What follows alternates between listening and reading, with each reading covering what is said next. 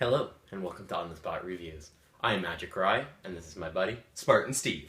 And yeah, so last week we ended on a somewhat confusing note. Yeah. So basically, we did a flip last week, and anyways, we've altered the rules. So we had to modify some of the rules because we realized some of them didn't work. Because we can't decide something on the spot, because subconsciously we'll always be thinking, oh, we're gonna review this next week. So we changed the format a little bit. Do you want to explain it? So basically we're not going to be doing Game of Thrones. We'll save it for another day, because we kind of completely destroyed the format. But anyways... We tried. Yeah, we Sorry. made an effort. Anyways, SpartanSteve, tell us our new format. Okay, basically, it's still going to involve the coin toss. You know, Ryan's going to always be heads now. I'm always going to be tails.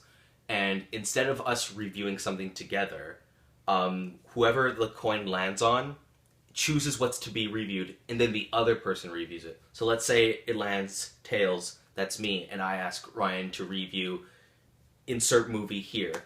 He has to review it. I have no say in the matter, and I can throw questions at him, and he's basically put on the spot.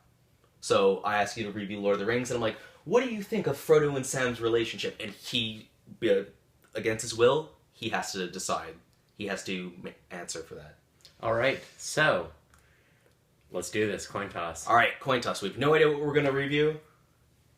I'm going to coin toss this thing. Remember, I'm heads.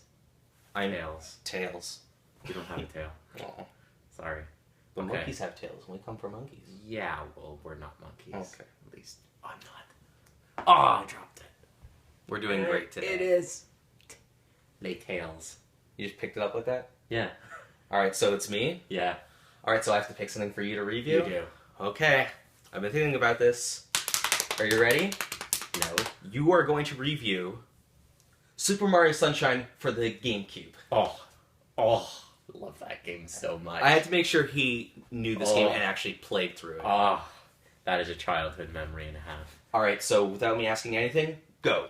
What do you like about this game, and what fond memories do you have about it? Well, geez, okay, the adventure itself was just unbelievable. The colors, the world, man, and the characters, the Delfinos.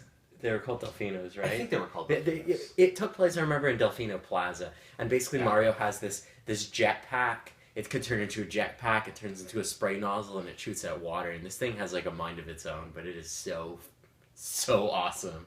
And you can fly around. I would just spend hours just flying around. Anyways, question time. Let's do this. Okay, so do you think that the jetpack that Mario uses, I think it's called Flood, should return in other Mario games? No. I think it's kind of unique to that Mario game. Like, you don't want to... I think, like, Sunshine was kind of a once-in-a-lifetime game, and you don't want to throw things back into other games. They'll seem kind of out of place. Yeah. You know what? I think I agree with that. It's what makes Sunshine special. Yeah, pretty much. Like, you know what? There are some games you just should never touch on again. And Super Mario Sunshine is definitely one of them. Unless they want to make, like, a sequel, but at this point, like, what's the point? It's so many years later. Anyways. Do you think that it's a worthy successor to Super Mario 64? Because when Mario Galaxy was announced for the Wii back in 2006, they said this is the true successor to Mario 64. Don't quote me on that, but they said something along those lines. And some people were thinking, are they dumping on Mario Sunshine? I have to say, it was so little like Mario 64. There was, like, nothing in common besides Mario. I mean, the characters were all completely different. I mean, it was a completely different world, but I mean, that's Mario for you. Do I consider a successor? In a way. It's hard to consider any Mario game a successor, other than the original NES Marios, you would say. But as of 64 on, I don't really consider them successor predecessors. I just consider them their own games, other than Galaxy, obviously. But anyways. Yeah, it's a good point. What do you think are the game's drawbacks? Like, is it your favorite Mario game? I have to say it's one of them. I know some people hate that, but it's one of them. I love that game. But some of the drawbacks, it was really glitchy. That was one of the big issues with the game. There was a lot of glitches, and there's so many levels. Remember that flying bird level? Oh my god. The Sandbird. The Sandbird. Oh my god. It is infamously difficult throughout the gaming community. It is so infamous. Oh, Second Son. Anyways. He's been playing Infamous Second Son on PS4. Anyways, off that subject. Could be on Spot Reviews. Who knows? Who knows? Alright, continue. Mario Sunshine. So, what about the Sandbird level? It was so notoriously hard to maneuver around. You just found yourself flying off the edges at every point. And you're just like crushing Why did I do this? Yeah, crushing your controller in your hand. I swear to God, I think I've lost 2 controllers to that game. Oh, yeah. That's the worst. And I'm not violent when I play video games. Did you ever beat it? Yes, I beat it. Were you happy? I was happy, and you know what? I actually went back to it. That's how much I liked it. I'm not the type of person that really goes back to mini games, but Sunshine I went back to. It's got that certain charm. I had fun with this level. Because, you know, it's so unlike any other game. I can't really compare any game to it. What other game do you have a water jetpack? None. And, yeah, pretty much none. I mean, there's no water jetpacks. Yeah, it's true. Now, I had one more question. I can't think about it. Now I'm put on the spot. Think.